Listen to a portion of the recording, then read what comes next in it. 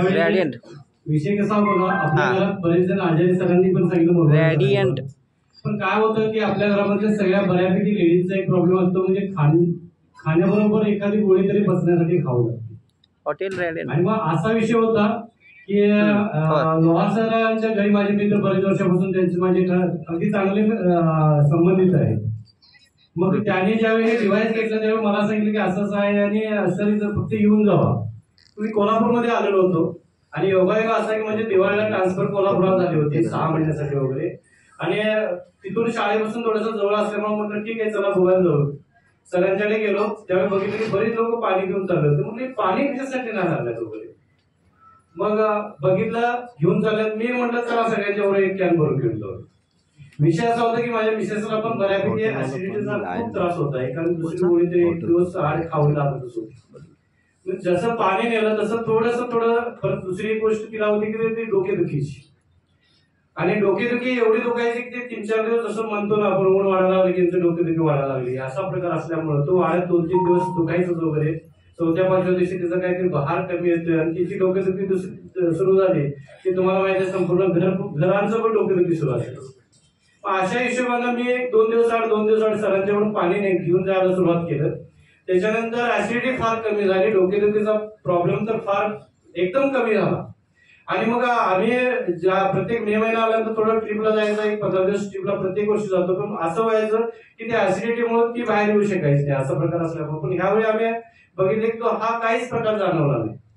मग आम्ही विचार केला की बाबा हे हेल्थसाठी तर चांगलंच आहे आणि बघू वगैरे आपण थोडस हा प्रकार आपल्या घरात घेऊया वगैरे. आणि मशीन घेतलं सर. मशीन घेतल्यानंतर आणि मग सुरुवात झाली अशी की मग आता हेल्थ महत्वाचं आहे प्रत्येकाला. सगळ्यांच्याकडे पैसे चांगले आहेत. आमच्या उपरीत तर अशी परिस्थिती आहे की सगळ्या प्रकारच्या कोल्हापूर जिल्ह्यात जेवढ्या गाड्या चांगल्या नसतील, जेवढे चांगले बंगले नसतील अशा उपरीत नाही. कारण सोन्या चांदीचा व्यापारच उपरीपासून सुरुवात होतो. आणि हेल्थच्या बाबतीत बघितलं तर उपरीवाले फार म्हणजे थोडंसं कमी जास्त असल्यामुळं मी म्हटलं ठीक आहे आपण सरांच्याकडे ज्यावेळी मशीन घेतलं होतं त्यावेळी कमिटमेंट त्यांना मी केली की ही मशीन जर मी घेतलो तर मी कुणाला सांगायला जाणार नाही. कारण माझ्या घरापर्यंत मी घेईन आणि थांबवलं वगैरे. त्याच्यानंतर या सगळ्या गोष्टी सुरू केल्या. माझे मित्र महादेव यांना मी थोडं फक्त बोललो वगैरे असं आहे आणि बघा वगैरे. आज आई पण त्यांच्या इथं उपस्थित आहेत वगैरे, त्या पण ते थोडं शेअर करतील त्यांनी. आणि झाला विषय असा की त्यांच्या गोळ्या पण कमी झाल्या आणि इथून जी सुरुवात झाली तर बघितलं ते एका महिन्यामध्ये जवळजवळ 35 मशीन आमच्या उपरीच्या परिसरात विकली. Not a joke. 35 मशीन. हे जर बघितलं हा काय आम्ही कोणाला सांगायला गेलेला प्रकार नाही किंवा हा बघा जसं मोरवाळे सर म्हणलं की ते पाण्याचं डिव्हाइस आहे तेच बोलायला लागला. आपोआप ज्यांच्या घरात बसलो मशीन ती लोक सांगायला लागली की आज मला हा थोडंसं म्हणजे चांगलं वगैरे जाणवलं.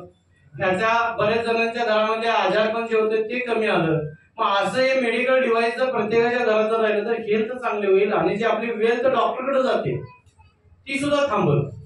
त्यामुळे आम्ही असा विचार करता की हा जो प्रोडक्ट आहे हा हेल्थ प्रोव्हाइड करतो आणि चांगल्या प्रकारे लोकांना जीवन जगण्याचं जर आपण केलं. आपल्या हिंदू धर्मात म्हटलं जातं की पाणी देणं हा पुण्याचं काम आहे आणि हे पुण्याचं काम जर आपण सुरुवात जर केली वगैरे तर काही अडचण नाही आहे. कारण हे कुणाला काय मार्केटिंग आहे काय हे सांगायचं प्रकार काय आपण करायचं नाही.